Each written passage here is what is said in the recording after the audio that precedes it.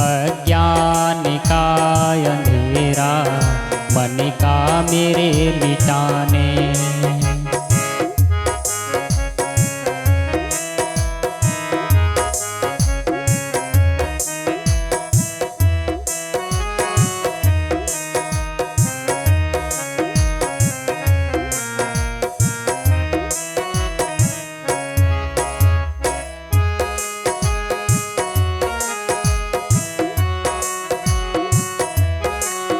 गुरु के मुखार बिंद से सद्ज्ञान गंगा बहती, कर सबसे प्रेम प्यारे वाणी इन्हीं की कहती, वाणी इन्हीं की कहती।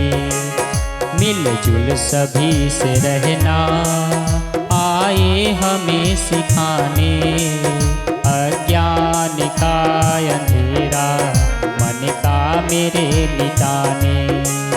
आए हैं मेरे गुरुवर अपना मुझे बनाने, अज्ञान का अंधेरा मन का मेरे मिटाने।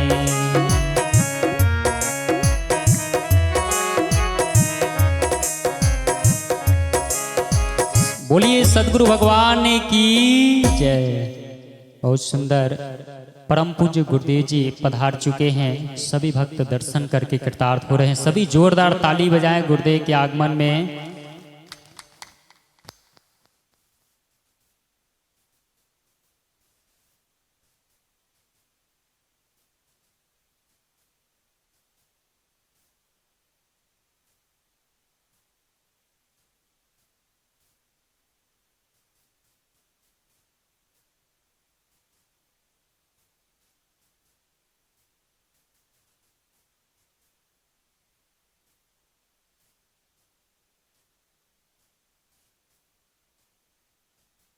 बोलिए सद्गुरु भगवान की जय। देखिए श्री सतीश प्रसाद जोरदार ताली बजाएं। बहुत सुंदर।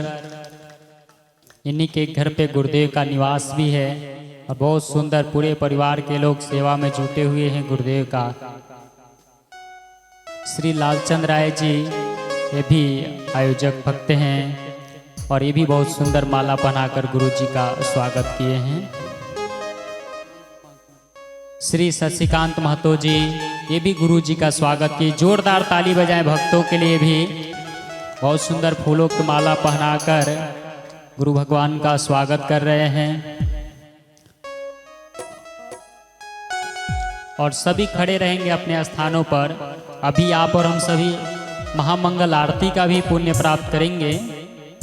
तो आयोजक कमेटी के जितने भी भक्त हैं मंच पर आ जाएं, मंच से आरती करेंगे।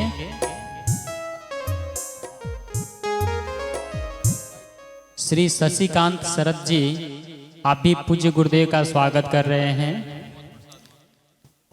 श्री कुमोद प्रसाद महतो जी आप भी, श्री अमल प्रसाद महतो जी आप भी, श्री रंजीत जी, जीवजपुर से श्री नटवर लाल जी, श्री पवन सर जी पधार कर आप भी गुरुदेव का स्वागत करें, अभिनंदन करें। श्री तपन कुमार जी बहुत सुंदर महान भक्त ये भी है, ये भी सेवा कर रहे हैं गुरुदेव के तन मन धन से। पूरा इन्हीं के घर पे निवास भी है और ये मुख्य यजमान भी है, इस कार्यक्रम के मुख्य आयोजक भक्त हैं। एक बार आयोजक भक्तों के लिए जोरदार ताली बजाकर धन्यवाद दे जो इतना सुंदर काम इन्होंने किए हैं। हाँ थोड़ा पीछे बढ़ जाइए। आइए आयोजक कमेटी के जितने भक्त हैं मंच से आरती करें। आरती पर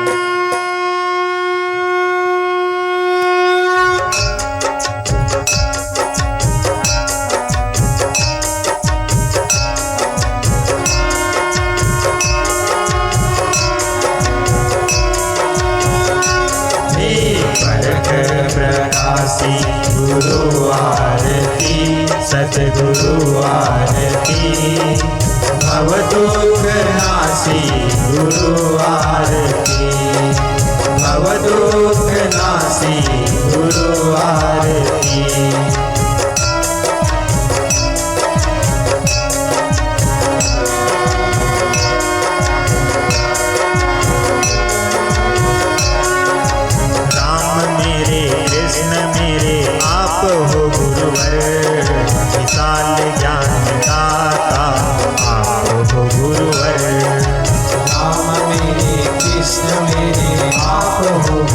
गुरुवर विशाल ज्ञान दाता आप हो गुरुवर।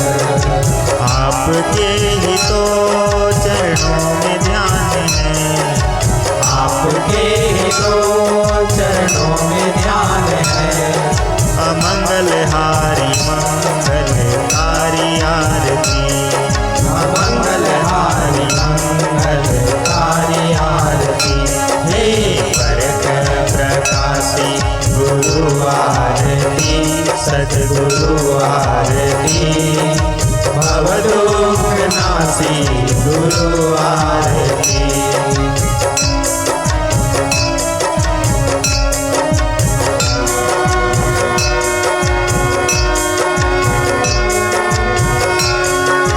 आत्मा अविनाशी का ज्ञान देते आप, काज सभी पूर्ण करो पूर्ण गुरु आप। आत्मा अविनाशी का ज्ञान देते आप, काज सभी पूर्ण करो पूर्ण गुरु आप। त्यागी तपस्वी संत हो तुम्ही, त्यागी तपस्वी संत हो तुम्ही।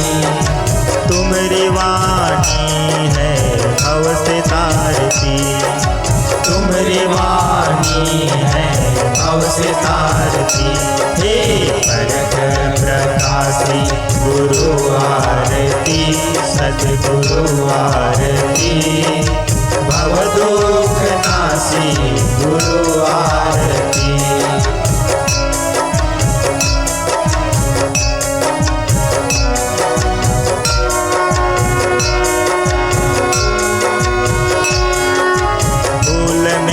धूल मिटे आपकी कृपा, भक्ति की शक्ति मिले आपकी कृपा।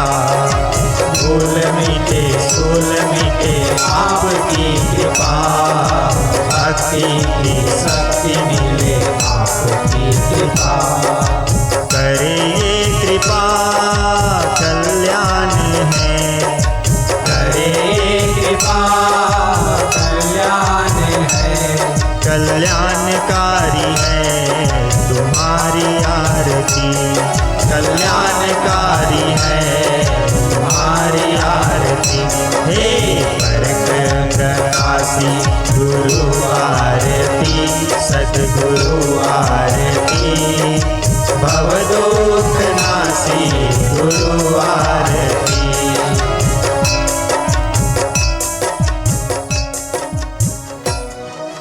गुरुर्ब्रह्मा गुरुर्विष्णु गुरुर्देवो महेश्वर, गुरुर्साक्षात् परब्रह्म तस्मै श्री गुरुवे नमः। त्वमेव माता च पिता त्वमेव, त्वमेव बन्धुश्च सखा त्वमेव, त्वमेव विद्या च द्रविणं त्वमेव, त्वमेव सर्वं मम देव देव, त्वमेव सर्वं मम देव देव। आप सभी भक्तगण माताएं बहनें अपने स्थानों पर बैठ करके परम पूज्य गुरुदेव जी को बंदगी प्रणाम करें, अंजलि बनाकर। बंदहु सन्मुख पारखी शीस भेंट धरु हाथ, वचन उचारहु बंदगी सत्य प्रेम के साथ। साहेब बंदगी साहेब बंदगी साहेब बंदगी। बोली सद्गुरु कबीर भगवान की असीम अनुकंपा से महर्ष में ही परमहंस के आशीर्वाद से पूज्य श्री क्षमादेव जी के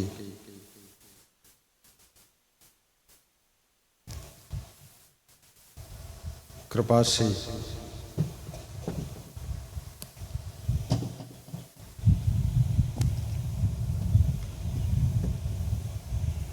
हिंदुस्तान की प्रेम भाव की धरती बिहार प्रदेश डिस्ट्रिक्ट पूर्णिया, ग्राम बिशनपुर, निकट कांझा बनिया पट्टी की धरा पर 2 दिवसीय सुखद सत्संग संपन्न हो रहा है। मुख्य यजमान आयोजक भक्त श्री सतीश कुमार महतो जी,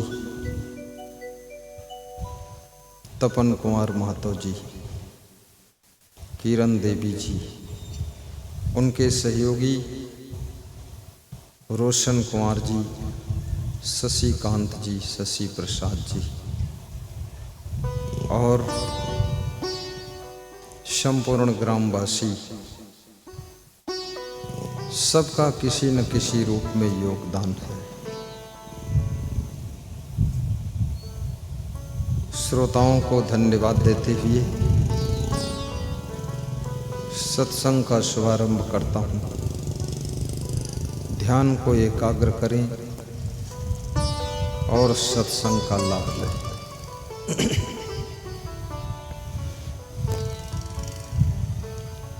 भंवर उड़े बबू बैठे आई, भंवरे उड़े बबू बैठे आई, रयानी गई दिवसो चली जाई, रयानी गई दिवसो चली जाई, हल हल कांपई बालाजी, हल हल कांपई बालाजी, ना जाने का करी है पीर, ना जाने का करी है पीर, कांचे बासन टिके न पानी, कांचे बासन टिके न पानी, उड़ी गए हंस काया को मिलानी, उड़ी गए हंस काया को मिलानी, काग उड़ावत भुजा पिरानी, कागे कबीर कथा शिरानी, कहीं कबीर कथा सिरानी। सदगुरु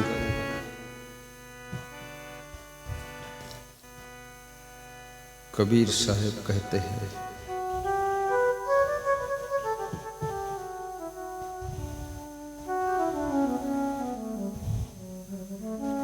भंवर उड़े बगु बैठे आई,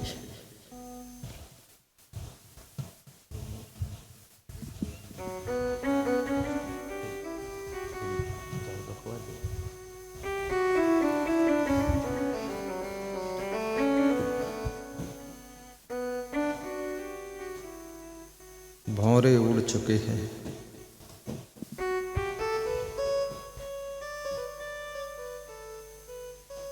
बगुले आकर बैठ चुके हैं, रात बीत चुकी है, धीरे धीरे दिन भी बीता जा रहा है।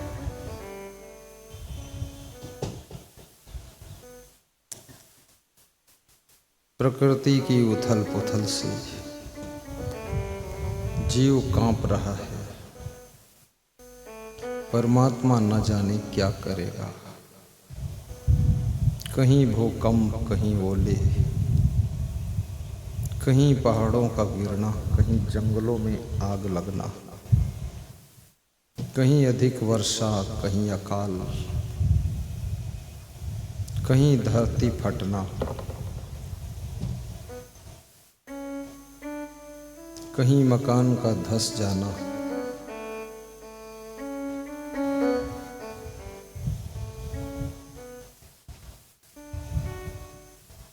मनुष्य के मन में भय पैदा होता है कि भगवान क्या करना चाहता है, इतना उथल पुथल क्यों हो रहा है।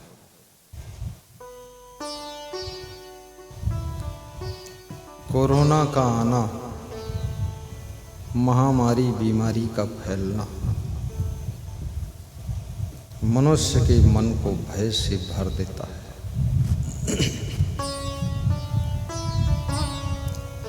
जैसे मिट्टी के कच्चे बर्तन में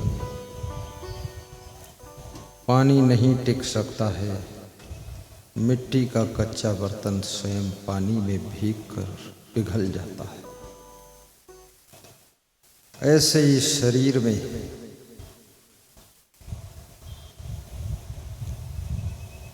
आत्मा रूपी जल ठहर नहीं सकता है।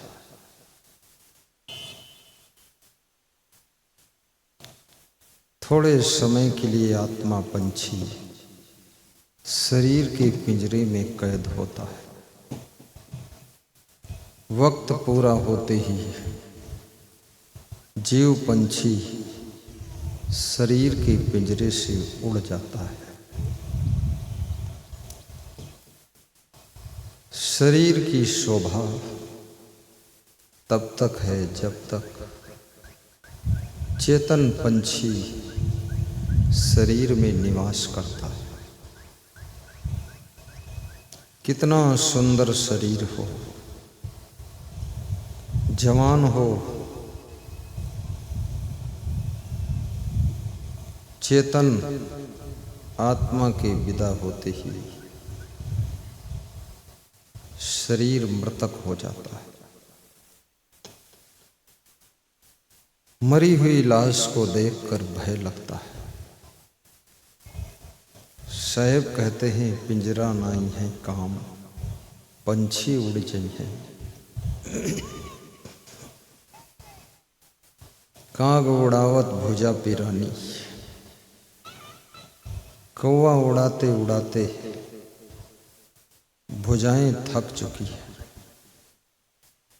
कौवा कौन है? संसार के भोगों की कौवा इंद्रियों के द्वारा भोगों को भोगते भोगते इंद्रियां थक जाती। इंद्रियां ही भुजा है। वृद्धावस्था आ चुकी है, शरीर जर्जर हो चुका है, इंद्रियां शिथिल हो चुकी है, आंखें देख नहीं पा रही हैं, कान सुन नहीं पा रहे हैं, जिह्वा स्पष्ट शब्द बोल नहीं पाती है।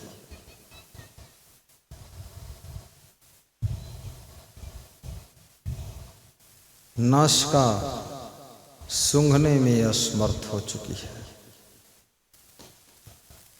सारी इंद्रियां धीरे धीरे कमजोर हो रही है। संसार के भोगों को भोगते भोगते इंद्रियां थक गई है। संसार को देखते देखते नयन दृष्टि खो चुके हैं। दुनिया के शब्दों को सुनते सुनते कान बहरे हो चुके, अब सुनाई नहीं देता है। असमर्थ अवस्था संकेत कर रही है, चली जा रही है उम्र धीरे धीरे, झुकी जा रही है कमर धीरे धीरे, घटी जा रही है नजर धीरे धीरे। धीरे धीरे शरीर की समस्त शक्ति वापस लौट रही है। स्मरण शक्ति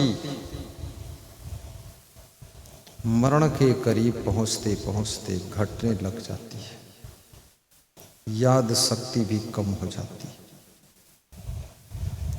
मरने के कुछ महीने पहले अपने बच्चों के नाम भी भूल जाते, घर के खास लोगों के नाम भूल जाते हैं। जब सब भूलना शुरू हो जाए तो समझ लो अंतिम समय निकट आ चुका है। स्मरण घटता है तो मरण बढ़ता है।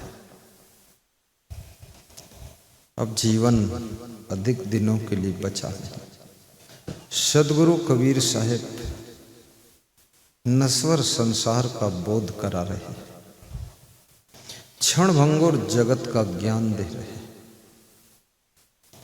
अविनाशी आत्मा का एहसास करा रहे हैं। शरीर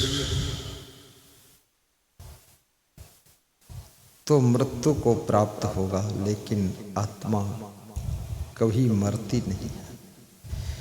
तुम शरीर नहीं हो,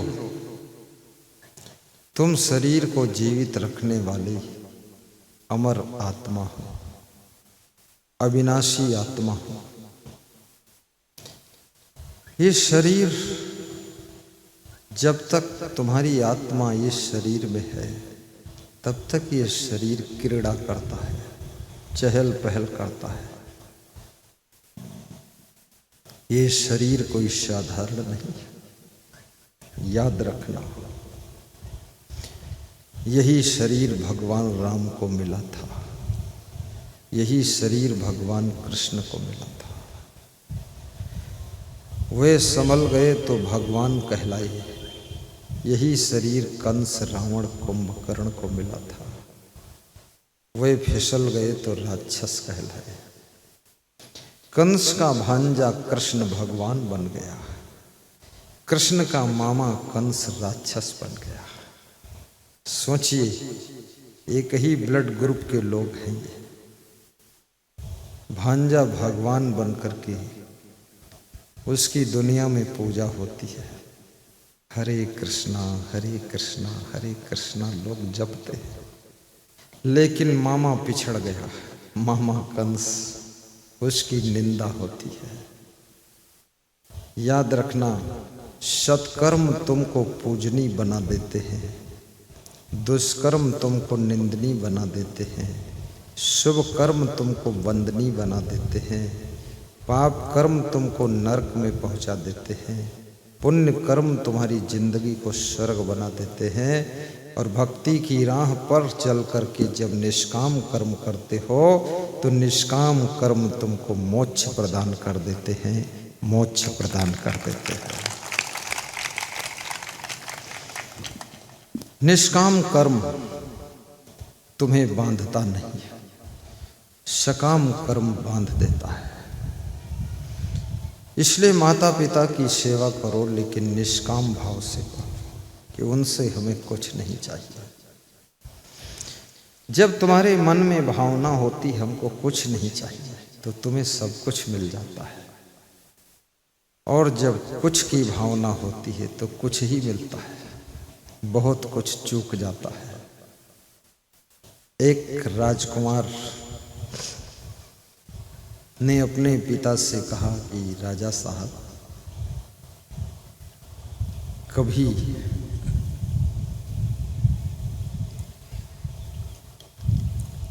आप भी सैलून सेंटर में जाकर के बाल कटिंग कराओ। राजा का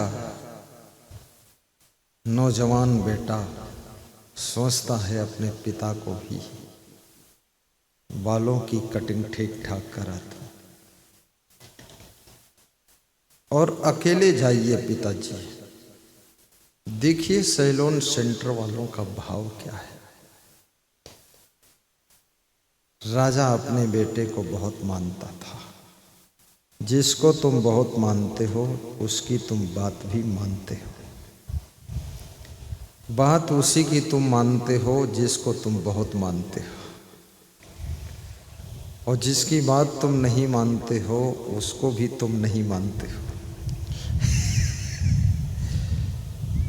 आज मैं जब व्यास गादी के लिए प्रस्थान किया तो श्री तपन कुमार ने, श्री सतीश कुमार महतो ने कहा कि गुरु जी विदा होने के लिए मेरे घर पर फिर आ जाना। तो मैंने कहा देर हो जाएगी, टाइम कम है।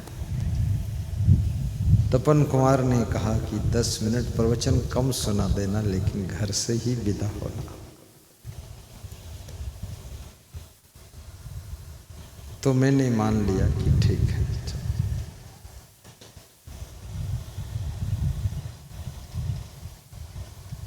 तुम्हारे मानने की पहचान है, जिसको तुम मानते हो उसकी बात को भी मानने लग जाते हो। उसकी छाया बन करके तुम चलना चाहते हो, उसके पद चिन्हों पर तुम चलना चाहते हो। जिससे तुम्हारा प्रेम होता है उसके दाएं बाएं पीछे आगे चलने का मन होता है। कांटों की राह पर चलता है तो तुमको भी कांटों की राह पर चलने में खुशी होती है। सीता को राम से प्रेम था तो वनवास हंसती हुई चली जाती। लक्ष्मण को राम से प्रेम था तो वनवास वो भी चले जाते हैं। प्रदेश में राजा को भी दुख मिलता है, अपने घर की बात ही कुछ और है।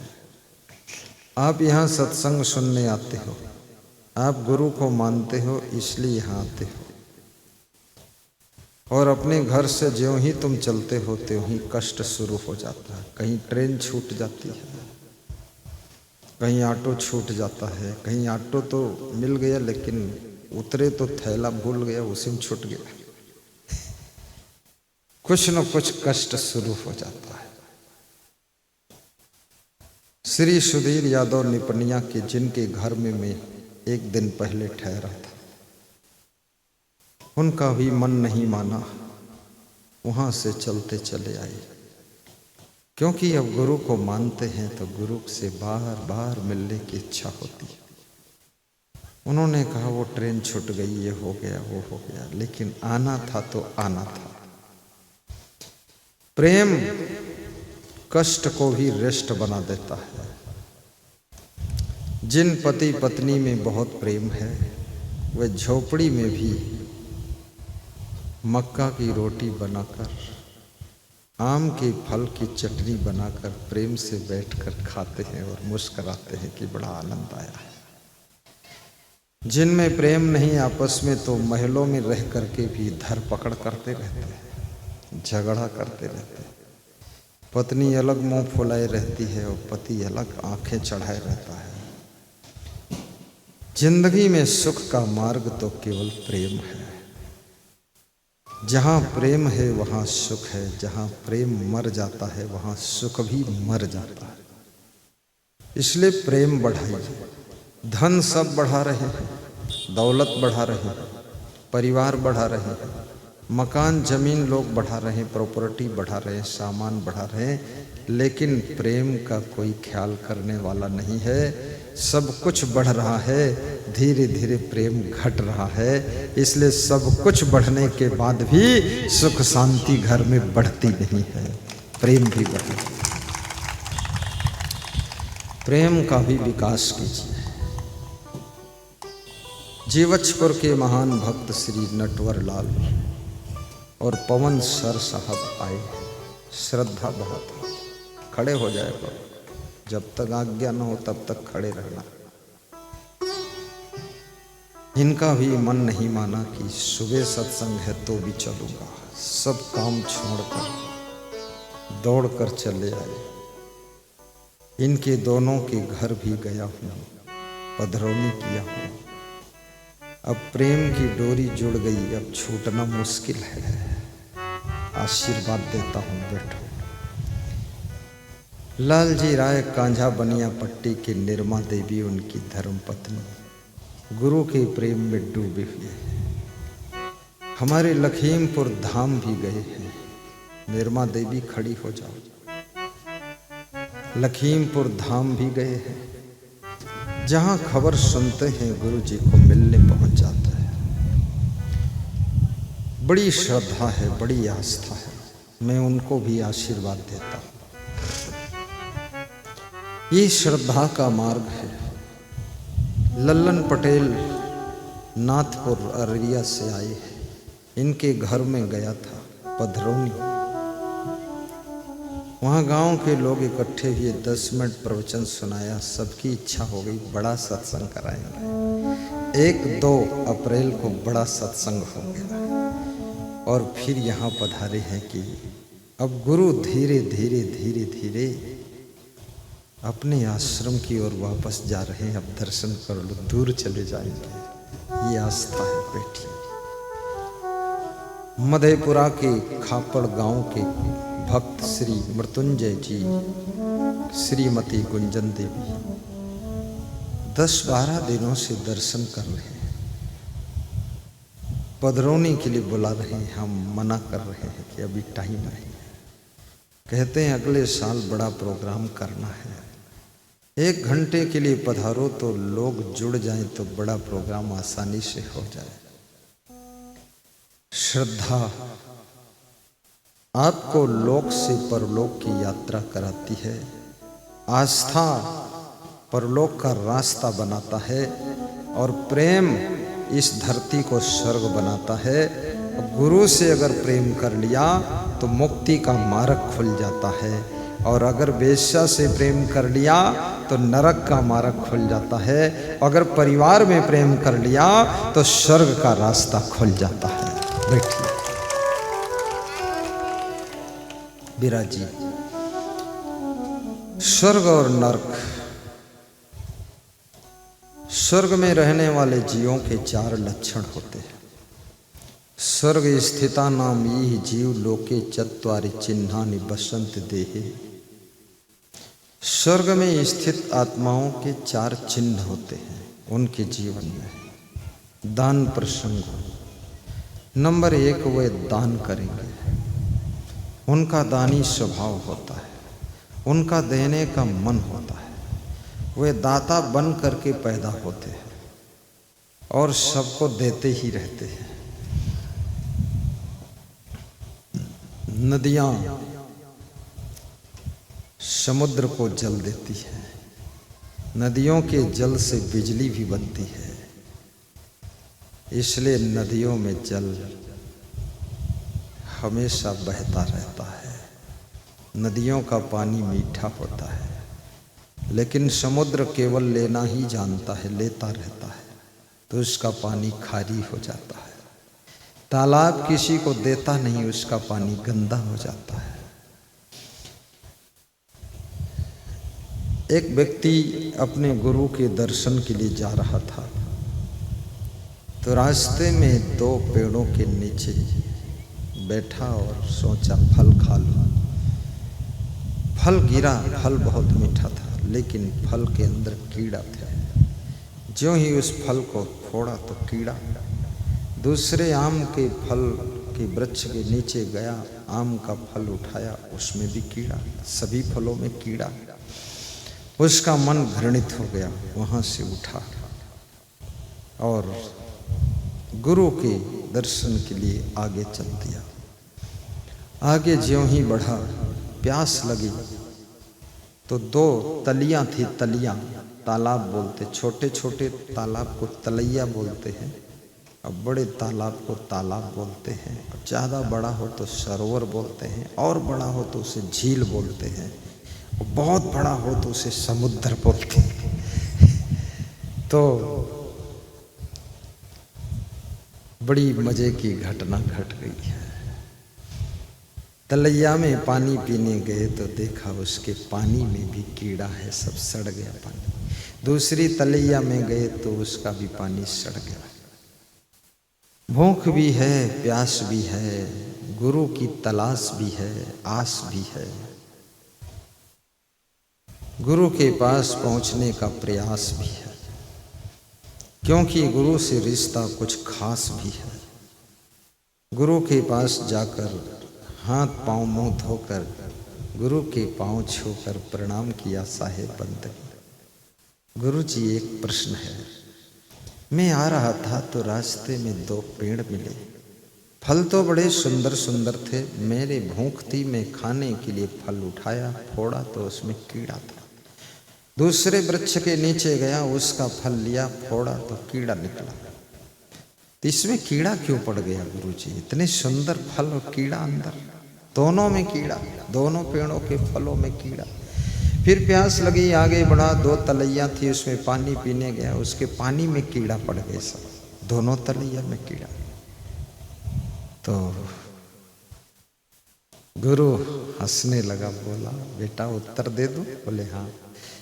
बोले ये जो 2 वृक्ष हैं, ये दोनों पूर्व जन्म में सगे भाई थे, और ये जो दोनों तलैया हैं, ये दोनों सगी बहनें थी।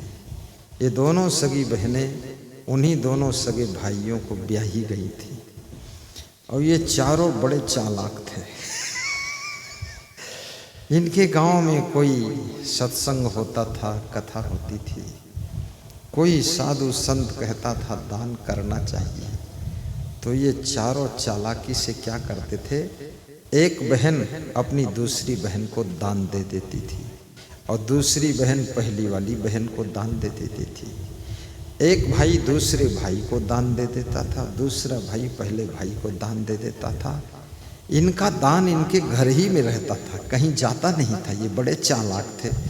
इस कपट और चालाकी के कारण ये दोनों बहनें मर करके तलैया बनी, और इनमें कीड़ा पड़ गया। ये दोनों भाई मर करके आम के वृक्ष बने, इनके फल में कीड़ा पड़ गया, क्योंकि ये मनुष्य की जिंदगी पा करके किसी के काम नहीं आए, किसी का परोपकार नहीं किया, तो ये वृक्ष तो बने लेकिन इनके फलों में कीड़ा पड़ गया। अब ये किसी के काम नहीं आ सकते, इनको कोई नहीं खा सकता। और ये तलैया में कीड़ा पड़ गई, इनका पानी भी कोई नहीं पी सकता, अब इनके कोई निकट नहीं आता है, क्योंकि जो वस्तु किसी काम की नहीं होती है, उस वस्तु के निकट कोई नहीं जाता है, उस वस्तु को कोई रखता नहीं। जो मनुष्य किसी काम का नहीं है, उस मनुष्य का भी आदर खत्म हो जाता है। इसलिए दुनिया में सदैव उपयोगी बने रहो, काम के बने रहो, कुछ मतलब के बने रहो, लोगों का कुछ मतलब हल करते रहो, लोगों का स्वार्थ हल करते रहो, लोगों का उपकार करते रहो। याद रखना, जिस दिन चप्पल तुम्हारे काम के नहीं रहते हैं, उस दिन चप्पलों को तुम खेत में ही छोड़कर चले आते हो, और जब तक वे काम के रहते हैं तब तक वो चप्पल बेडरूम में भी ले जाकर रखते हो। इसलिए काम के बने रहो, व्यर्थ ना होइए, कुछ अर्थ रहना चाहिए। बुढ़ापा आ जाए तो भी कुछ कुछ काम करते रहिए, अन्यथा बहुएं तुमको ऐसे छोड़ेंगी जैसे चप्पल लोग खेत में छोड़ाते और बेटे भी ऐसे छोड़ देंगे जैसे लोग बिगड़ी हुई घड़ी को कबाड़े में बेच देते हैं। कबाड़े में जाओगे, मरते दम तक काम के बने रहो, मतलब के बने रहो, कुछ करते रहो, कुछ उपयोगिता बनी रहे। हमारे सामने जो माइक रखा है, इस तरह के 20 माइक मेरे सामने से कबाड़े में जा चुके हैं, क्योंकि ये जब तक काम का है, जब तक मेरी आवाज़ को दूर तक पहुंचाता है, तब तक इसके बैठने का स्थान अलग से टेबल लगाई गई है, बड़ा सम्मान है इसका। इसके लिए भी बिछौना बिछा है, इसको मैं छूता हूँ कि देवी जी बैठी रहो। लेकिन जिस दिन ये मेरी आवाज़ को दूर नहीं पहुँचाएगा, बिगड़ जाएगा, बंद हो जाएगा, काम का नहीं रह जाएगा, फिर ये जिंदगी में वापस इस टेबल पर आने लायक नहीं रह जाएगा। इसलिए हमेशा काम के बने रहो, ताकि टेबल पर स्थान तुम्हारा बना रहे। टेबल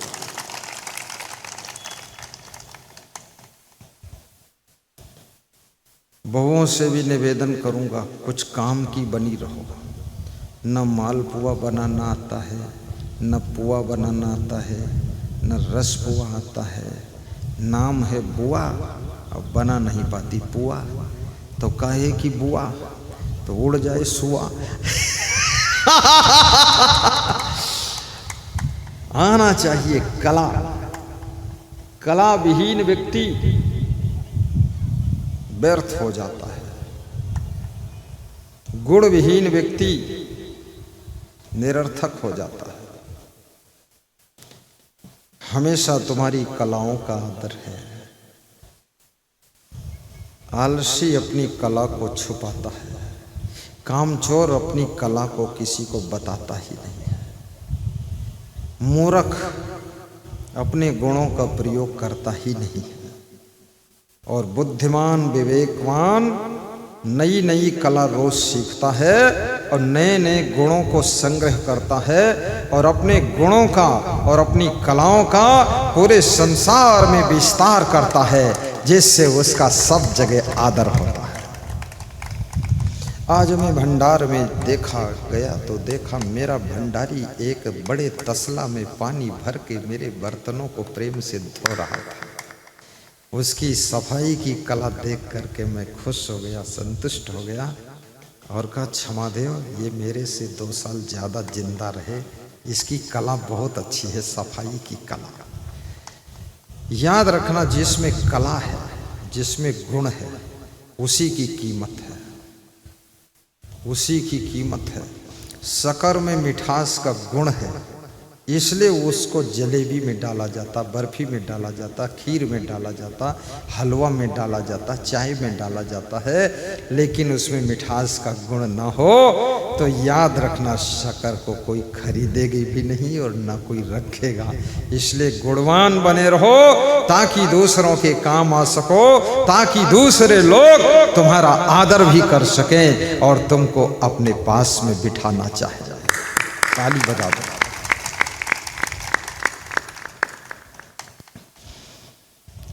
गुणवान बनो, धनवान बनो, गुरुदेव की भक्ति करो सदा। गुणवान बनो, धनवान बनो, गुरुदेव की भक्ति करो सदा। चरित्रवान बनो, श्रद्धावान बनो, परिवार से प्रेम करो तुम सदा। चरित्रवान बनो, महान बनो, परिवार से प्रेम रखो तुम सदा।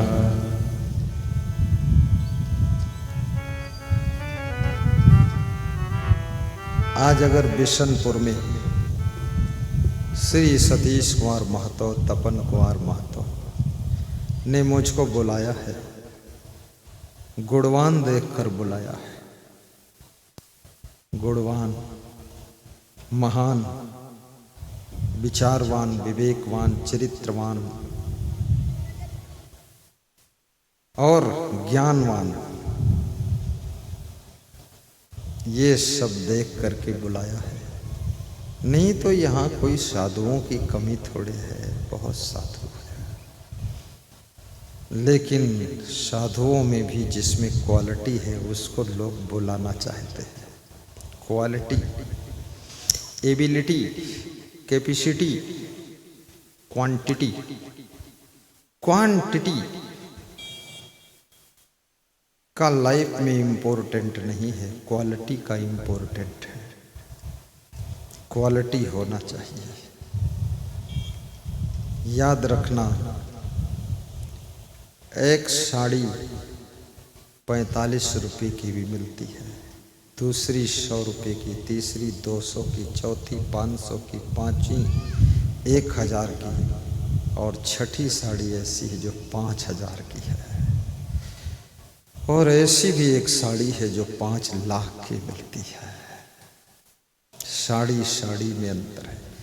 मैंने साड़ी की बात गलत सुना दिया, सोच में पड़ गया। अब ये स्त्रियां घर में मांगेंगी 5 लाख वाली साड़ी, सब पतियों को टेंशन बढ़ेगी, क्या बात गलत निकल गई। कोई नहीं, भूल जाओ।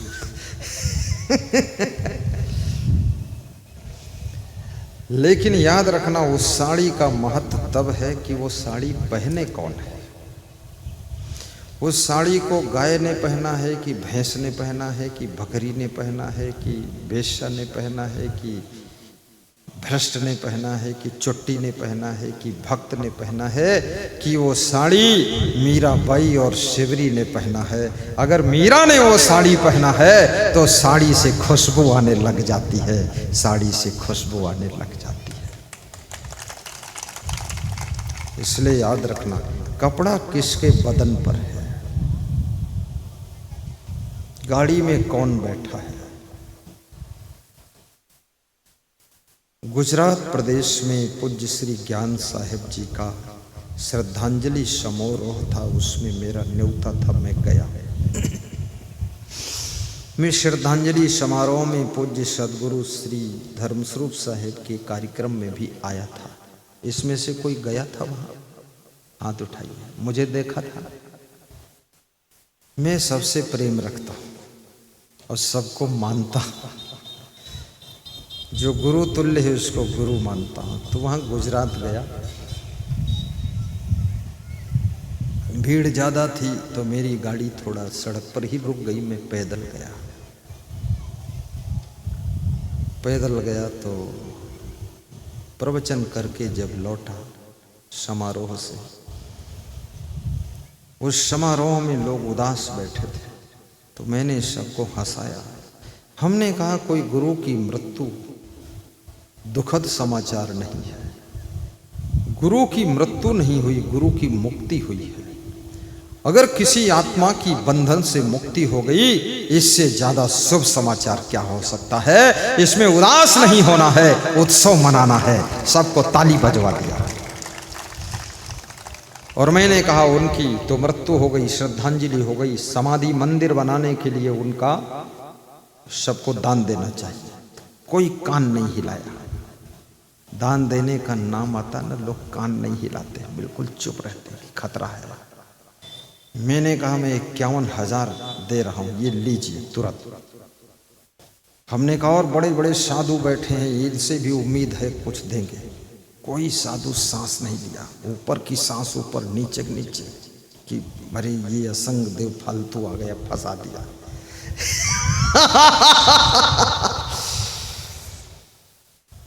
तो मैंने भक्तों को कहा आप भी दे सकते हैं। 2-2.5 लाख रुपया इकट्ठा हुआ। उनका बनाइए फटाफट।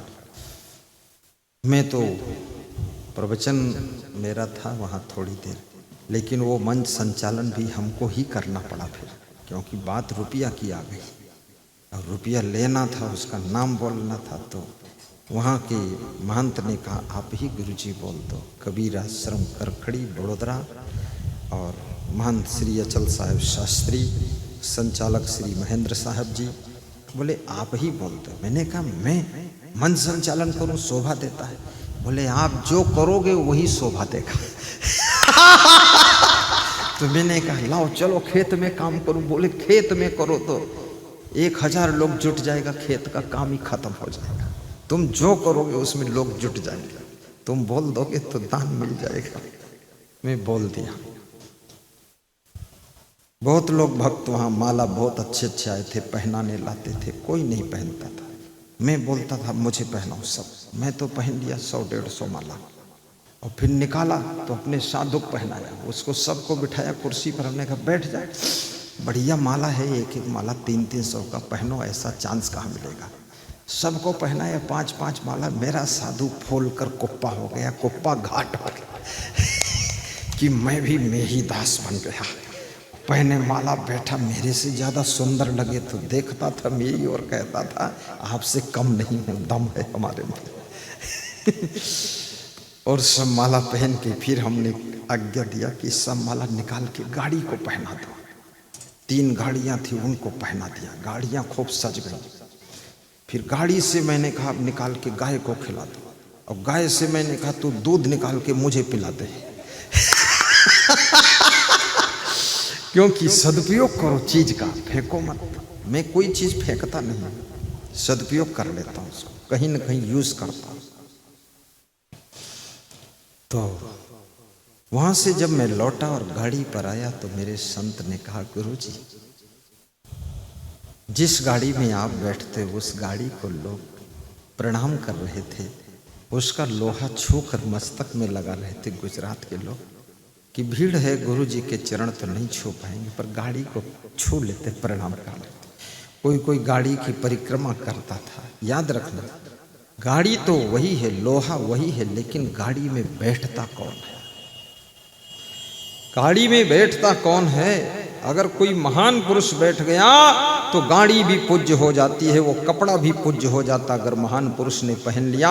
और याद रखना, अगर महान पुरुष लकड़ी के खड़ाऊं पैर में पहन लिया तो खड़ाऊं भी लोग सिर पर धर कर चलते हैं, वो लकड़ी भी पूज्य हो जाती है। इसलिए याद रखना, हम यूज कहाँ हो रहे हैं, हम यूज कहाँ हो रहे हैं। भगवान राम ने जो खड़ाऊं लकड़ी के पहना था, वो खड़ाऊं भरत जी सिर पर धर कर लाए थे। लेकिन एक लकड़ी वो भी है जो आग में जलाई जाती ईंधन बनती है, उसको कोई सिर कौन पूजा करेगा। दूसरी लकड़ी है जिसमें चिता भूमि में मुर्दा जलाया जाता है, उसको लोग छूते नहीं, दोबारा डरते हैं कुछ खतरा हो जाएगा। आदमी तो मर गया, जल गया, लेकिन भूत बन के लकड़ी में घुस गया होगा तो लोगों को डर लगता है। और वही लकड़ी यदि यज्ञ कुंड में प्रयोग की गई है, हवन में प्रयोग की गई है, तो उसकी भभूति, उसकी राख को लोग मस्तक में लगाते हैं। याद रखना, हमारी जिंदगी प्रयोग कहाँ हुई है, हमारी जिंदगी यूज कहाँ हुई है। अगर सही जगह पर यूज हो गई तो याद रखना, जिंदगी की कीमत मरने के बाद भी बढ़ जाती है, मरने के बाद भी बढ़ जाती है। बोली सद्गुरु भगवान की जय। कोई संत की मृत्यु होती है, उसकी समाधि की भी पूजा होती है, समाधि मंदिर, और समाधि मंदिर से भी मन्नत पूरी हो जाती है। जो भी मन्नत रखते हो पूरी होती है। इतनी शक्ति उसके मरने के बाद भी है। सोचो, जिंदा में कितना कमाल करता होगा साधु बाबा। ऐसी जिंदगी। स्त्री वही है, लेकिन पत्नी किसकी बनी है? अगर कोई महान भक्त की पत्नी बन गई तो उसका भी नाम यश कीर्ति को प्राप्त हो जाता है। याद रखना, हम किसके साथ जुड़े हुए हैं। माला तो इस तरह के बहुत बिक रहे हैं, लेकिन इस माला की क्या किस्मत होगी जो गुरु के गले में आया और आज इसको हजारों लोग देख रहे हैं, और YouTube चैनल में करोड़ों लोग इस माला को दर्शन कर रहे हैं। इस माला की पंखुड़ियाँ, ये प्लास्टिक का माला, ये भी कितना किसके गले में है, ये बात बड़ी महत्वपूर्ण है। हम दुकान खोलकर अंडा बेच रहे हैं कि आलू बेच रहे हैं, इसमें भी हमारी कीमत घटती बढ़ती है। दुकान तो बहुत है, किसी दुकान में शराब बिक रही, अंडा बिक रहा, जहर बिक रहा, मुर्गा बिक रहा, मांस मछली बिक रहा, लेकिन एक वो दुकान है जिसमें किराना का सामान बिक रहा है, दाल चावल सब्जी आटा मिर्च मसाला। याद रखना, वो दुकान पवित्र है जहाँ ये चीज़ किराना बिक रहा है, वो दुकान अपवित्र है जहाँ पर है तो सब दीवाल छत की दुकान, लेकिन वहाँ बिक क्या रहा है। तो कोई पवित्र आत्मा उधर जाना नहीं चाहता जहाँ मुर्गे कट रहे, मछली कट रही है, लेकिन पवित्र से पवित्र आत्मा भी किराना की दुकान पर खड़ा होकर के कहता है, जरा 5 किलो दाल दीजिए और 10 किलो चावल दीजिए, क्योंकि हमारे यहाँ राष्ट्रीय संत आ रहे हैं, उनका भंडारा बनेगा, दे दीजिए। याद रखना, हमारा तुम्हारा प्रयोग कहाँ होता है। आइए, प्रसंग थोड़ा इधर को ज्यादा बढ़ गया है। मैं सुना रहा था, राजा सैलून सेंटर में गया बाल कटिंग कराने। सैलून सेंटर का मालिक बड़ा खुश हुआ कि आज मेरी दुकान में राजा साहब आए हैं। तो उसने सोचा कि आज हम राजा साहब से बहुत कुछ मांग लेंगे। जब राजा साहब पूछेंगे कुछ दीजिए, क्या लोगे पैसा, तो मैं बोल दूंगा इतना लूँगा। बहुत मन में सोचा, बाल कटिंग कर दिया, तेल लगा दिया, सब साफ कर दिया, राजा को शीशा दिखा दिया, आप देखो सुंदर लग रहे हो। तो राजा ने अपने मंत्री से कहा, जरा बैग से पर्स निकाल कर लाइए। पर्स ला करके जब उस सैलून सेंटर के मालिक को दिया, बोला ये पर्स रख लो। तो सैलून सेंटर का मालिक सोचा, हो सकता पर्स में केवल पर्स ही हो, कुछ हो ही ना। संदेह हो गया उसको, और उस संदेह में उसने कहा, राजा साहब मैं पर्स क्या करूँगा, पर्स तो आप रख लो, मुझे तो बस 10,000 रुपये आप दे दो, हमें ज़रूरत है थोड़ा। तो राजा ने कहा, लाओ पर्स वापस लाइए। वापस ले लिया, पर्स खोला और खोल करके उसमें से 10,000 रुपये निकाल कर दे दिया। राजा ने कहा, बेटा इस पर्स में 10 लाख रुपये थे, वो सब मैं तुमको दे रहा था, लेकिन तुमने कुछ मांग लिया इसलिए 10,000 दे दिया। अब मेरा 9,90,000 बच गया। तो रोने लगा सैलून सेंटर का मालिक कि मैं बहुत घाटा कर गया, क्या करूं।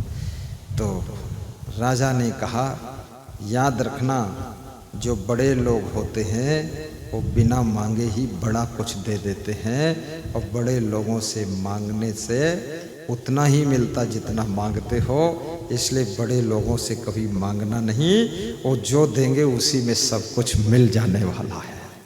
इसलिए निष्काम सेवा,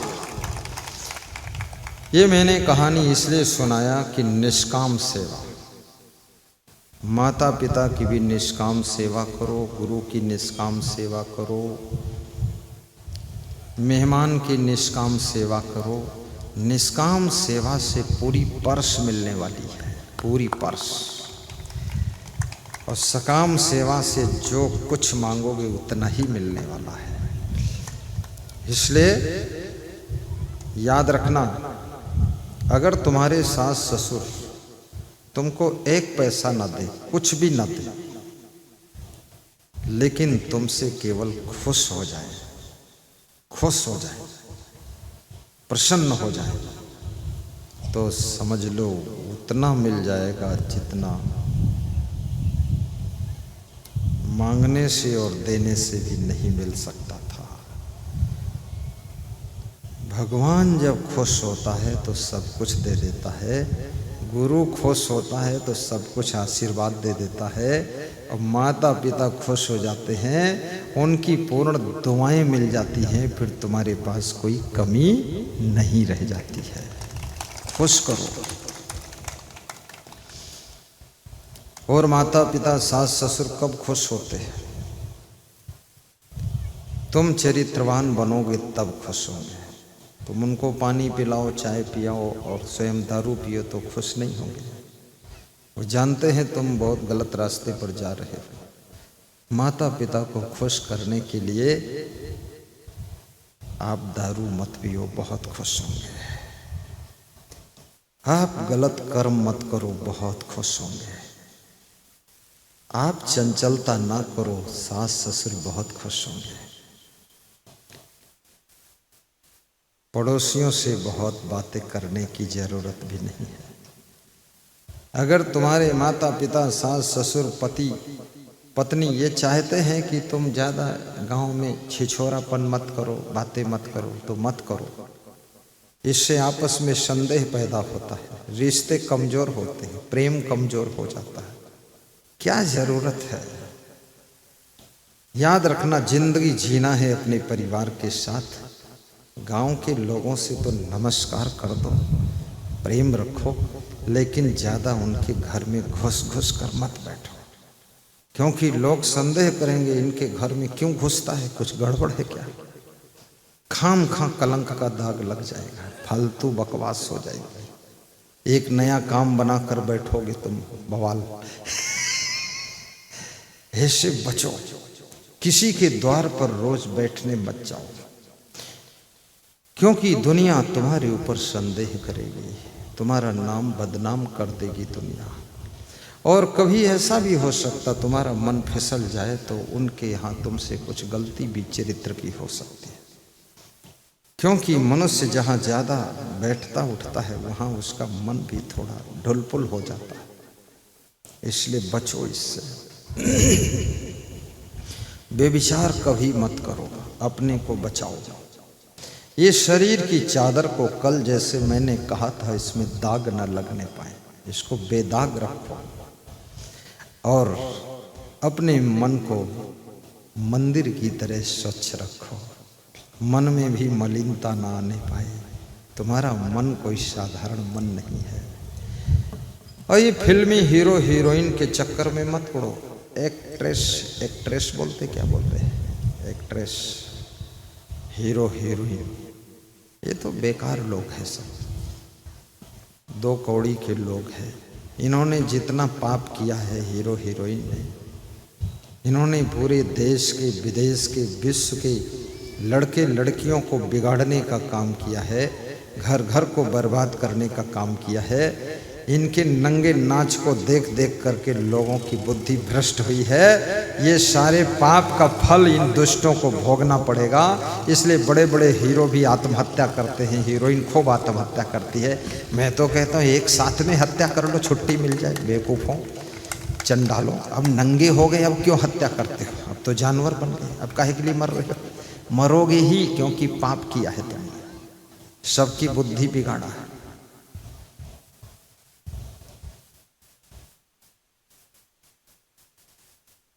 आने वाला भविष्य सत्संगियों के लिए तो शुभ है, लेकिन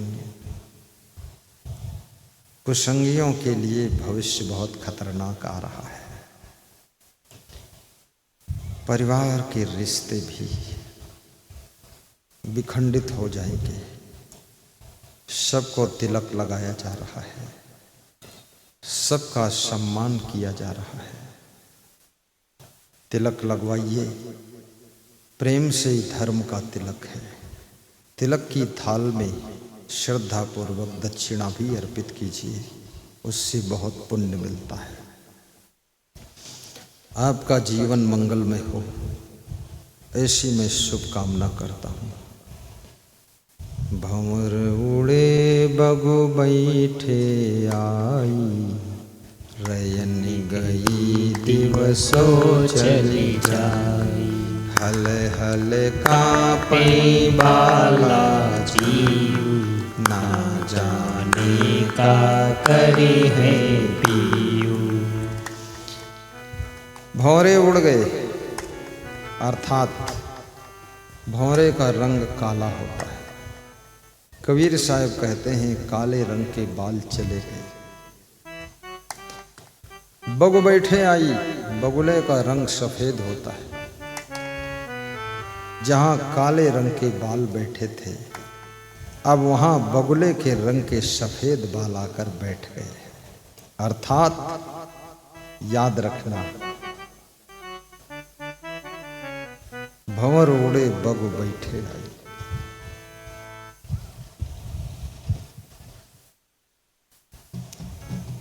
मैं तो आपसे निवेदन करूंगा, कबीर का इशारा है कि धीरे धीरे बचपन चला गया है, जवानी भी चली गई है और बुढ़ापा आ गया है। प्रायः सफेद बाल बुढ़ापे में ही होते हैं। किसी बीमारी से भले ही किसी उम्र में सफेद हो जाए, वो बात एक दीगर बात है, परंतु एक्चुअल बात यही है कि मनुष्य के बाल वृद्धावस्था में सफेद हो जाते हैं। और जब बाल सफेद होने लग जाए तो समझ लो आपकी जिंदगी की चौखट पर बुढ़ापे ने एंट्री ले लिया है। और बुढ़ापा एक ऐसी अवस्था है, बुढ़ापा की अवस्था के बाद कोई अवस्था नहीं है, फिर मृत्यु अवस्था है। अब तुम अगला कदम तुम्हारा मौत की तरफ होगा। बस लेकिन मरने से पहले उस तत्व को जान लो जो कभी मरता नहीं है, और उस तत्व का नाम अमर आत्मा है। और वो अमर आत्मा कोई और नहीं है, वो तुम ही अमर आत्मा हो। उस अमर आत्मा तत्व को अगर समझ लिया तो मृत्यु का भी भय खत्म हो जाता है, मृत्यु का भय भी खत्म हो जाता है। जय। जेहि मरने से जग डरे, मेरे मन आनंदे, कब मरी हूँ कब पाई हूँ पूर्ण परिमानंद। कबीर जैसा साहसी महाज्ञानी व्यक्ति, महाप्राज्ञ, कबीर कहते हैं कब मरूं और कब पाऊं उस परम आनंद को। कबीर मृत्यु का इंतजार कर रहे हैं। कबीर आत्महत्या नहीं करना चाहते। ऐसा नहीं कि मैं मर जाऊं, हाँ, वे मृत्यु का इंतजार करते, कहते हैं जब मृत्यु होगी तो मैं उसका इंतजार करता हूँ कि कब मेरा शरीर छूट जाए और कब परम आनंद को प्राप्त करूं। कब मरी हूँ कब भेटी हूँ पूर्ण परिमानंद। जेहि मरने से जग डरे, मेरे मन आनंद, कब मरी हूँ कब पाई हूँ पूर्ण परिमानंद। पूर्ण परम आनंद की प्राप्ति होगी, शरीर का भी झंझट खत्म हो जाए। महान पुरुष पुनः जन्म लेना नहीं चाहते और मृत्यु से डरते नहीं, क्योंकि अमर आत्मा का उनको बोध हो जाता है। शरीर के मरने से आत्मा की मृत्यु नहीं होती। वासांसि जीर्णानि यथा विहाय, नवानि गृह्णाति तथा शरीराणि। जैसे पुराने वस्त्रों को छोड़कर आत्मा ये शरीर नए कपड़े पहनता है, ऐसे शरीर को छोड़कर नया शरीर आत्मा धारण करता है। वासांसि जीर्णानि यथा विहाय, नवानि देहि नरोपराणि, तथा शरीराणि विहाय जीर्णानि अन्यानि संयाति नवानि देहि। न जायते म्रियते वा कदाचिन्, नायं भूत्वा भविता वा न भूयः। अजो नित्यः शास्तो अयं पुराणो, न हन्यते हन्यमाने शरीरे। नैनं छिन्दन्ति सहस्राणि, नैनं दहति पावका, न चैनं क्लेदन्त्यापो, न शोषयति मारुतः। स्वयं को पहचानो, तुम कौन हो। दुनिया को जान लिया, खुद को नहीं जाना। दुनिया को समझते समझते उम्र ढल गई, खुद को समझ न सके मौत आ गई। सबको चिन्हते रहे, पहचानते रहे, खुद को पहचानना शेष रह गया। अस्थियां बिखरने से पहले आस्था जोड़ लीजिए। मृत्यु से पहले अमृत को समझ लीजिए। शरीर के मरने से पहले अमर आत्मा को जान लीजिए। अहम शुद्ध चैतन्य ज्ञानम स्वरूपम, अजरहम अमरहम अखंडम अनूपम। हूँ कौन छूं, बहुत बड़ी बात है। मैं कौन हूं? हु एम आई, इंग्लिश में कहते हैं हु एम आई, मैं कौन हूं। गुजराती भाषा में कहते हैं कि हूं कौन छूं, मैं कौन हूं। हिंदी में कहते मैं कौन हूं। मैं स्त्री नहीं हूं, मैं पुरुष नहीं हूं, मैं डॉक्टर नहीं हूं, मैं मास्टर नहीं हूं, मैं शरीर नहीं हूं, मन नहीं हूं, बुद्धि नहीं हूं। शरीर मन बुद्धि को समझने वाला, जानने वाला चेतन आत्मा, अजर अमर अविनाशी साक्षी जीव हूं, जिसकी कभी मृत्यु नहीं होती है। ऐसा मेरा स्वरूप है। हम शुद्ध चैतन्य ज्ञानम स्वरूपम, अजर हम अमर हम अखंडम अनूपम। अजर हम अमर हम अखंडम अनूपम। अहम शुद्ध चैतन्य ज्ञानम स्वरूपम। वेद ऋषि कहते हैं अयम आत्मा ब्रह्म, आत्मा ही ब्रह्म का रूप है। अहम ब्रह्मास्मि, मैं ही ब्रह्म हूँ। और वेद ऋषियों ने कहा तत्त्वमसि ब्रह्म, वो तत्व जो अविनाशी है वो ब्रह्म है, वो आत्मा है। प्रज्ञानम ब्रह्म, जो भौतिक ज्ञान से परे है, जो श्रेष्ठ ज्ञान का स्वरूप है, वो आत्मा ब्रह्म है। अन्नम बेजानात ब्रह्म, उपनिषद के ऋषियों ने कहा है अन्न को ब्रह्म जान करके प्रयोग कीजिए। अन्न को फेंकिए मत, अन्न का अपमान न करिए, अन्न को ज़्यादा मत खाइए, अन्न का नुकसान न करिए, अन्न को खराब न करिए, क्योंकि एक दाना एक कीड़े के लिए पर्याप्त होता है 24 घंटे जीने के लिए। 10 दाने एक चिड़िया की जिंदगी के लिए पर्याप्त है। तुम कितना अन्न फेंक देते हो। संभल कर बनाइए, संभल कर खाइए, संभल कर परोसिए, संभल कर लीजिए, संभल कर प्रयोग करिए। कितने बारातों में मैं देखता हूँ अन्न फेंका जाता है। लोग सब्जी फेंक देते, पूड़ी फेंक देते, रसगुल्ला फेंक देते हैं, गुलाब जामुन फेंक देते हैं, जलेबी फेंक देते हैं। लोग सोचते हैं ये कोई फोकट में मिल रहा हो। गोबर समझकर खाते हो, गोबर समझकर फेंकते हैं। ये गोबर है। खुद की बेटी का विवाह होगा तब पता चलेगा। जैसे तुम आज दूसरे के बेटी की विवाह में भोजन को फेंक रहे हो, रसगुल्ले फेंक रहे हो, ऐसे एक दिन ये फेंका हुआ पाप तुमको लगेगा। यही जिनका तुमने आज फेंका है, ये लोग तुम्हारे यहाँ आकर के तुम्हारी बेटी की विवाह में फेंकेंगे और तुम कंगाल हो जाओगे। इसलिए कृपया फेंको मत। किसी की बेटी का विवाह हो, किसी के बेटे का विवाह हो, किसी के यहाँ मेहमान बनो, एक एक अन्न के दाने का सदुपयोग करो, फेंकना नहीं। नुकसान नहीं करना है। जितना खाना उतना ले लो, थोड़ा कम खा लो।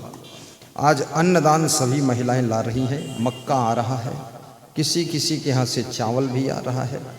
अन्नदान लाने वालों को एक एक स्टिकर भी देते रहें ताकि घर में ज्ञान की बात चिपकाएंगे। मक्का यहाँ बहुत होता, हम भूल गए, नहीं ठीक से बता देते। मक्का हमको दान मिल जाता है और साल भर भून भून कर खाते और फिर कम हो जाता, फिर यहाँ आ जाते। मक्का को भून कर भी खाया जाता है, मक्का का आटा बनाकर रोटी भी खाई जाती है और मक्का के कई आइटम बनते। मक्का से बिस्कुट भी बनता है, मक्का से एथानॉल भी बनता है और मक्का बहुत काम का है, ऐसी बात नहीं है। जहाँ कोई नहीं सफल होता वहाँ मक्का आकर मारता है धक्का और सफल हो जाता है। और एक बार खा लो, दिन भर भूख नहीं लगती है। मक्का में बहुत फाइबर भी होता है, पेट की कब्जियत को भी मिटाता है। मक्का तो क्या है, मक्का खाओ तो मदीना पहुंच जाओगे। लोग 10-10 किलो 20-20 किलो भी मक्का ला रहे हैं और मक्का आप प्रवचन के बाद भी ला सकते हैं, 1 बजे तक ला सकते हैं, क्योंकि यहाँ पर 3 बजे तक ट्रक रहेंगे। चुपके से लाकर मक्का बोरी बोरी डाल दो। हमारे देश में मक्का नहीं होता है, वहाँ तो केवल गन्ना होता है। उधर से मैं शक्कर इधर भेज दूंगा, इधर से मक्का उधर भेज दो।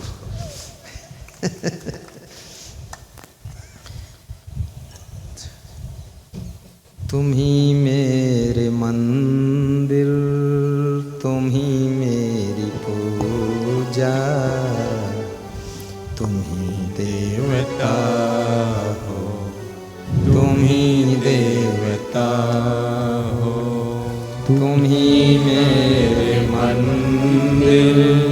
तुम्ही मेरी पूजा, तुम्ही देवता हो, तुम्ही देवता हो। तुम्ही राम मेरे कन्हैया तुम्ही हो, जीवन की नैया के खेवैया तुम्ही हो। तुम्ही राम मेरे कन्हैया तुम्ही हो, जीवन की नैया के खेवैया तुम्ही हो। तुम्ही मेरे मंदिर, तुम्ही मेरी पूजा, तुम्ही देवता हो, तुम्ही देवता हो। न जानू मैं भक्ति, न जानू मैं पूजा, सिवा तेरे सद्गुरु नहीं और दूजा। न जानू मैं भक्ति, न जानू मैं पूजा, शिवा तेरे सद्गुरु नहीं और दूजा।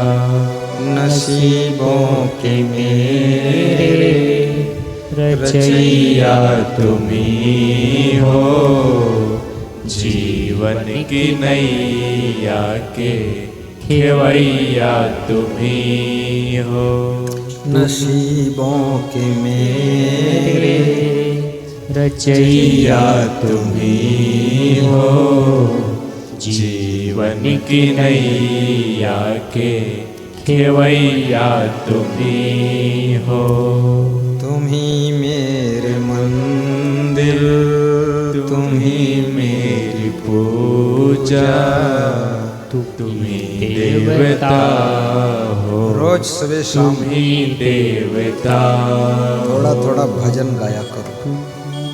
रोज सुबह शाम प्रातः वंदन, संध्या वंदन, आरती किया करो। रोज 24 घंटे में एक बार गुरु महिमा का पाठ किया करो। किताबें खरीद लो, भजन की, ज्ञान की किताबें पढ़ा करो। 10 लाइनें तुम्हारी 10 इंद्रियों को बस में करने की शक्ति देंगी। भजन तुम्हारे पाप के वजन को कम कर देगा। गीत तुम्हारे जिंदगी को संगीत बना देगा। कुछ गाना ना आता हो तो भी जब मक्का काटने जाओ तो मेड़ पर बैठकर 2 मिनट गाओ, फिर मक्का काटो। सवेरे उठो, थोड़ा गाओ, मुस्कुराओ, फिर काम करो।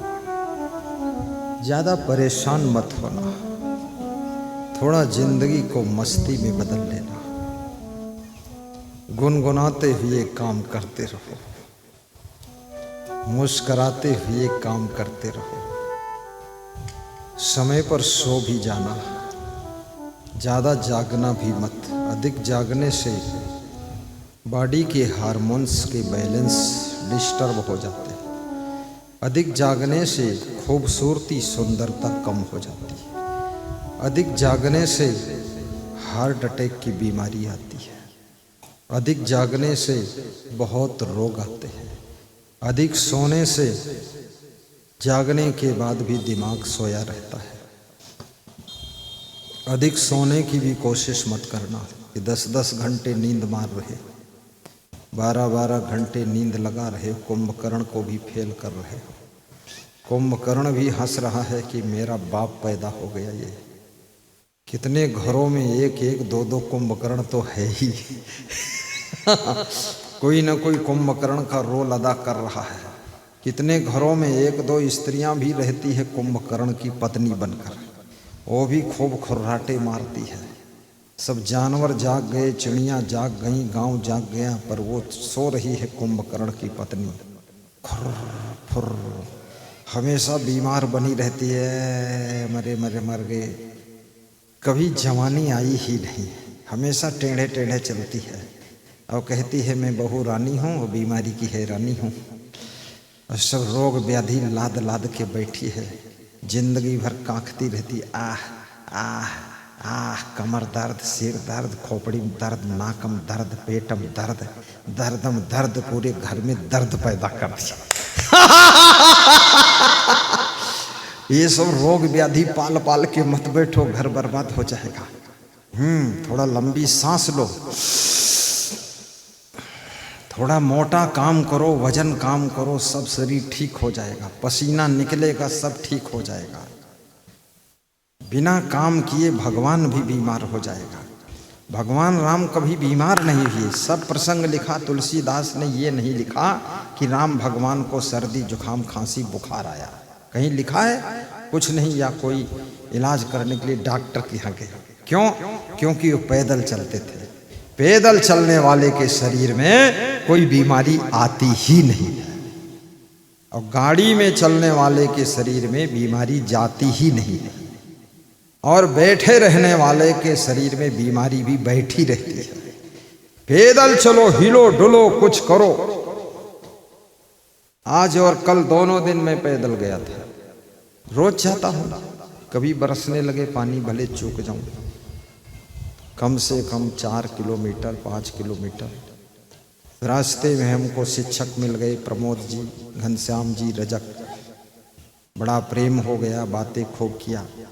बोले हम प्रवचन सुनते थे, आप जब ठहाका लगाते हो सारी टेंशन मेरी खत्म होती। मैंने कहा मैं इसीलिए मारता हूँ ठहाका, सबकी टेंशन खत्म करता हूँ। लेकिन टेंशन खत्म करने का कोई फीस देता ही नहीं है, सब फ्री में टेंशन खत्म करवाते हैं। और ठहाका लगाता हूँ, उसमें बहुत ताकत लग जाती है। तो बड़े खुश थे शिक्षक लोग। वास्तव में जिंदगी में कभी कभी ठहाका भी लगाओ। इतना गुस्सा में क्यों रहते हो, इतना दुखी क्यों रहते हो, इतना टेंशन क्यों, इतनी चिंता क्यों, इतना परेशान क्यों? क्या कुछ होने वाला है? सब यही होगा, कुछ नहीं होगा। इसलिए हंसती हुई जिंदगी होना चाहिए, मुस्कुराता हुआ मन होना चाहिए, और आनंद से भरा हुआ परिवार होना चाहिए। इसमें दुखी दुखी दुखी दुखी हर समय मुंह ऐंठ ऐंठ कर, मुंह ऐंठ ऐंठ कर, गुस्सा गुस्सा गुस्सा, सब हो गया भूसा भूसा भूसा। ये सब झंझट खत्म करो। किसी ने कल कुछ बोल दिया था, उसको भूल जाइए। भूल नहीं पाओगे तो आपका दिमाग गर्म रहेगा। और रोज कोई ना कोई कुछ तो बोल ही देगा, कुछ ना कुछ गलती कर ही देगा। डेली लोग गलती करते हैं, डेली सहना पड़ेगा, डेली क्षमा करना पड़ेगा, डेली भूल जाना पड़ेगा, और इन्हीं के साथ रहना पड़ेगा। तुम्हारे भाग्य में यही फैमिली है, यही लोग हैं, यही पत्नी, यही पति, यही बेटा, यही बेटी, यही सास ससुर, यही सब लफड़ा, यही झगड़ा, यही रगड़ा, सब इन्हीं के साथ में हंसते मुस्कुराते हुए जिंदगी जियो। याद रखना ये संसार एक जंगल है, और जंगल में विचित्र विचित्र जानवर हैं, और इन्हीं सबके साथ में आप भी आनंद पूर्वक घूमते रहिए, रहते रहिए। बोलिए सद्गुरुदेव की जय। चलना संभल संभल के, माया नगर यही है। चलना संभल संभल के, माया नगर यही है। माया नगर यही है, माया नगर यही है। माया नगर यही है। चलना संभल संभल के, माया नगर यही है। बहुत आनंद आया। संभल संभल हमारा भगत माया नगर सतीश कुमार महतो, यही है। अपन महतो बड़ा भाग्यशाली है। इस प्रोग्राम में सबसे कम प्रचार हुआ है, फिर भी लोग आए। नहीं तो प्रचार में 20,000 खर्चा हो जाता है। उन्होंने 200 पोस्टर छपा, उसी में हो गया प्रचार, और लोग आ गए। क्या बात है, सस्ता और अच्छा, बहुत बढ़िया। दांव मार दिया तुमने, बाजी मार गए। बहुत धन्य हो, धन्य हो। मैं तो बहुत खुश हुआ इस परिवार में आकर। जब तक पास में न जाओ तो उसके प्रेम और श्रद्धा का पता नहीं चलता है। एक बार मैं और आया था इनके घर में 10 मिनट के लिए, जल्दी जल्दी जल्दी जल्दी चला गया था, पहचान नहीं पाया उतना, लेकिन इस बार आया तो उनके नस नस को मैं समझ गया, पूरा पहचान लिया कि ये दीवाना भक्त है, ये गुरु के लिए सांस लेता है और गुरु के लिए सांस छोड़ता है, इसके सांस सांस में गुरु बसा हुआ है, ऐसा भक्त है, बहुत श्रद्धा है। बैठिए, आशीर्वाद देता हूँ, खूब उन्नति हो आपकी, आपका पोता पढ़ करके बहुत आगे बढ़े। कहाँ है पोता? खड़ा हो जा, ये पोता को आशीर्वाद, ये गजब की पढ़ाई करे, आंखें मूंद कर पढ़, कान मूंद, आंख मूंद, नाक बंद कर और पढ़, मतलब दुनिया में इधर उधर मत कुछ देख, केवल पढ़, आगे बढ़ और गुरु का प्रवचन सुन। और एक दिन फिर इतना बड़ा प्रोग्राम यहाँ पर होना चाहिए, 10 एकड़ जमीन में लगे पंडाल और फिर बजे डंका, मिटे शंका, लंका पे चढ़ जाओ वीरों, ऐसा प्रोग्राम हो।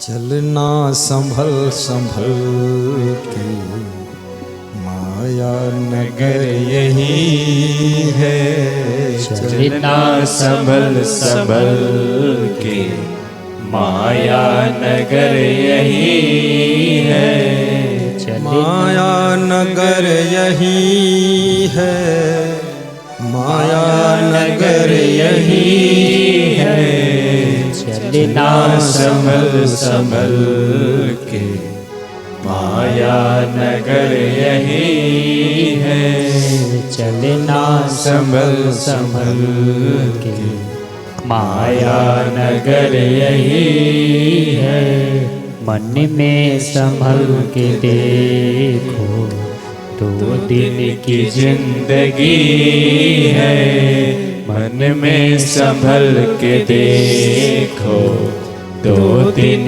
की जिंदगी है, यह ओसिका बबूला तन ठहरता नहीं है, ओशिका बबूला तन ठहरता नहीं है, चलना संभल संभल के, माया नगर यही है, भंवर उड़े बगु बैठे आई, रयन गई दिवसों चली जाई, रात चली गई, अर्थात अंडज पिंडज उस्मज, ये 3 खानियां अज्ञान की खानियां हैं, जहाँ पर नए कर्मों का सृजन नहीं होता है और समस्त कर्मों का विसर्जन नहीं होता है, वह हैं खानियां अंडज पिंडज उस्मज, पशु पक्षी क्रम कीट की खानियां।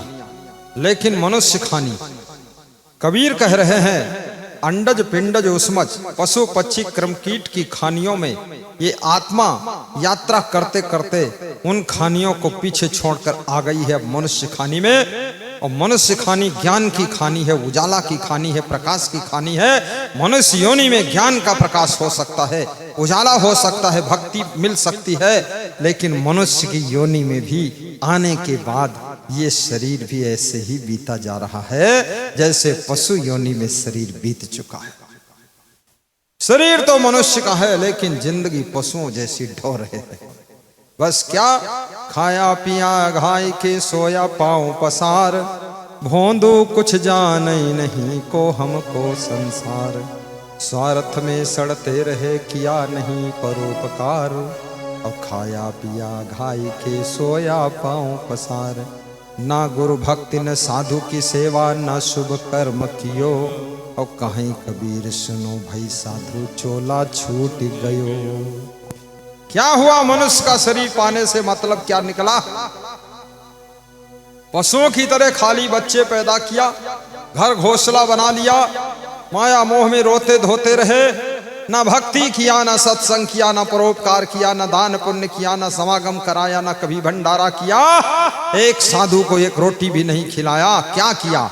कुछ नहीं। क्या किया है बाप? क्या कार्य नुमाया कर गए? बीए किया, नौकर हुए, पेंशन मिली और मर गए। यही कर गए और क्या कर गए? बीए किया, नौकर हुए, पेंशन मिली और मर गए। क्या कहे है बाप? क्या कार्य नुमाया कर गए? क्या किया है जिंदगी में?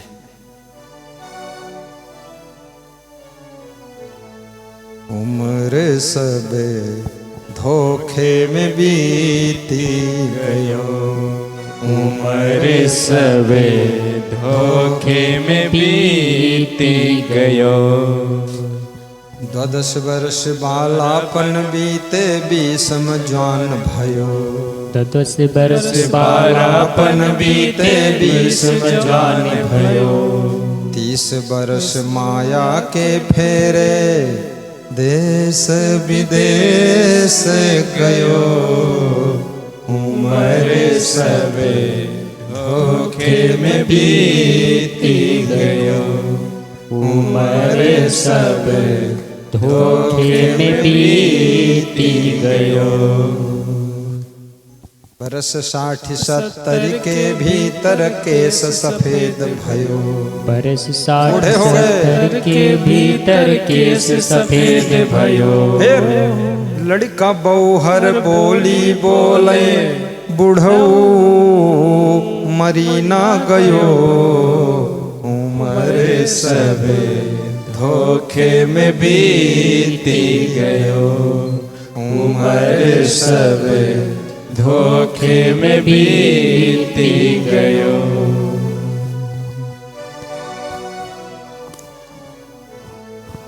जिंदगी जा रही है। कबीर साहब कहते हैं, दिन के समान प्रकाश रूप मनुष्य का शरीर मिला था, ये भी पशु पक्षियों जैसे खाने पीने भोगने में ही चला गया। आत्मज्ञान नहीं हो पाया, भक्ति नहीं कर पाया। इसलिए मनुष्य जीवन में भक्ति करो, क्योंकि राम ने कहा है, बड़े भाग्य मानुष तन पावा, सुर दुर्लभ सद ग्रंथन गावा, साधन धाम मोक्ष कर द्वारा, पाए न जी परलोक सवारा। बड़े भाग्य मानुष तन पावा। आगे साहब कहते हैं, हल हल कांपई बाला जीव, ना जाने का करी है पीऊ। ये जीव संसार के उथल पुथल को देखकर कांपता है, डरता है कि न जाने परमात्मा क्या करेगा। याद रखना, ईश्वरा सर्वभूता नाम हृदय से अर्जुन तिष्ठति। ईश्वर समस्त शरीरों में स्थित है। उसको पहचानने के लिए माया मोह का पर्दा उठाना पड़ता है। घूंघट के पट खोल रेतों को पीऊ मिलेगी, कहीं कबीर आनंद भयो रे। घूंघट के पट खोल रेतों को पीऊ मिलेगी, घट घट में वह साईं रमता, कटुक मचन बत बोल रे। घूंघट के पट खोल रेतों को पीऊ मिलेगी। फिर साहब कहते हैं, कांचे बासन टिकाई न पानी, उड़ गए हंस काया को मिलानी। जैसे कच्चे बर्तन में पानी नहीं टिकता है, ऐसे ही ये शरीर के अंदर हमेशा आत्मा रूपी पंछी टिकता नहीं, ये छोड़कर जाएगा। शरीर छोड़ने से पहले बुराइयों को छोड़ दीजिए, आदतों को छोड़ दीजिए, अवगुणों को छोड़ दीजिए, दुर्गुणों को छोड़ दीजिए, माया मोह को छोड़ दीजिए। शरीर छूटे उससे पहले ये सब जंजाल छोड़िए और मन घर में रहिए, लेकिन ऐसे रहिए जल में जैसे कमल रहता है, ऐसी जिंदगी जीना सीख लीजिए। न घर छोटे न गुरु छोटे, जियो ऐसे जिंदगानी में। कैसे? न घर छोटे, भक्ति करो, घर में रहो। न घर छोटे न गुरु छोटे, जियो ऐसे जिंदगानी में। जैसे तालाब में कमल रहता है बंद पानी में, तालाब के बंद पानी में कमल रहता है, ऐसे जिंदगी आपकी कमल जैसी होनी चाहिए। लास्ट की पंक्ति कबीर साहब कहते हैं, काग उड़ावत भुजा पुरानी, कहें कबीर ये कथा शिरानी।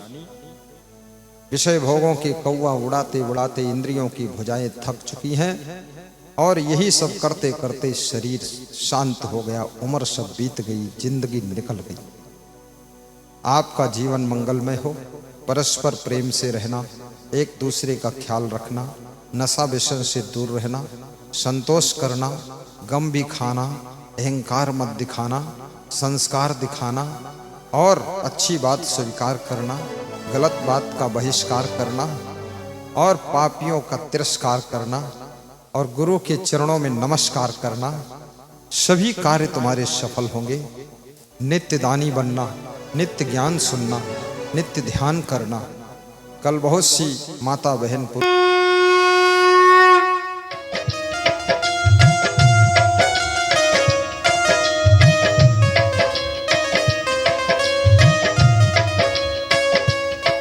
ये दुख भंजन गुरुदेव की है आरती, दुखियों का दुख है निवारती। ये दुख भंजन गुरुदेव की है आरती, दुखियों का दुख है निवारती।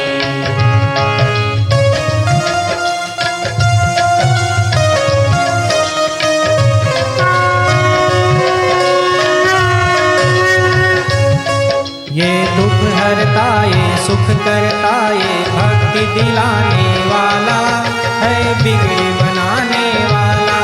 ये दुख हरता, ये सुख करता, ये भक्ति दिलाने वाला है, बिगड़ी बनाने वाला। गुरु नाम यही, गुरु धाम यही, गुरु नाम यही, गुरु धाम यही। ये है गुरुवर की आरती, दुखियों का दुख है निवारती। ये दुख भंजन गुरुदेव की है आरती, दुखियों का दुख है निवारती।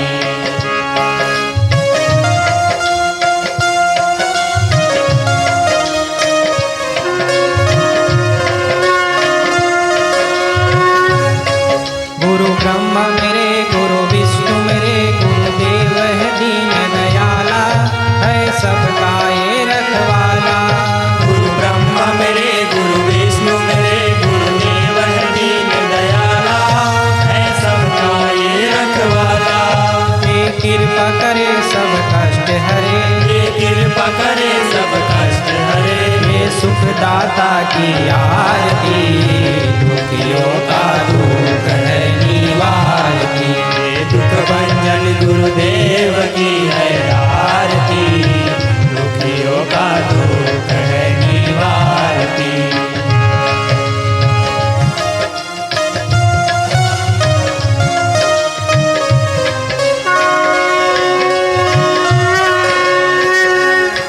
ये करुणा सिंधु, ये दीन बंधु, सही राह बताने वाला, सतबोध कराने वाला।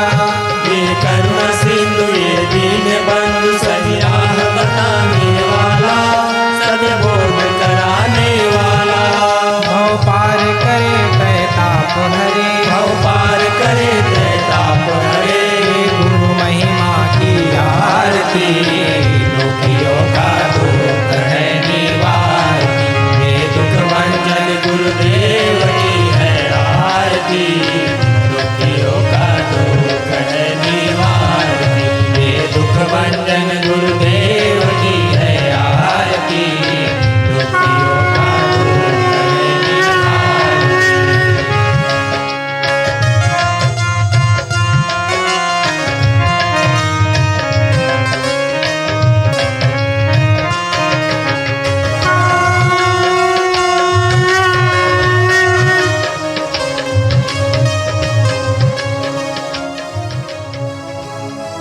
गुरुर्ब्रह्मा गुरुर्विष्णु गुरुर्देवो महेश्वर, गुरुर्साक्षात् परब्रह्म, तस्मै श्री गुरुवे नमः। ध्यानमूलं गुरुर्मूर्ति, पूजामूलं गुरुपदं, मन्त्रमूलं गुरुर्वाक्यं, मोक्षमूलं गुरुकृपा, मोक्षमूलं गुरुकृपा। त्वमेव माता च पिता त्वमेव, त्वमेव बन्धुश्च सखा त्वमेव, त्वमेव विद्या च द्रविणं त्वमेव, त्वमेव सर्वं मम देवदेव, त्वमेव सर्वं मम देवदेव। अब सभी अपने अपने स्थानों पर बैठ जाएं। बैठ करके परम पूज्य गुरुदेव भगवान को बंदगी प्रणाम करें। बंदहु सन मुख पारखी, शीस भेंट धरु हाथ, बचन उचारहु बंदगी, सत्य प्रेम के साथ। साहिब बंदगी, साहिब बंदगी, साहिब बंदगी। बोलिए सद्गुरुदेव की जय, संत समाज की जय, भक्त समाज की जय।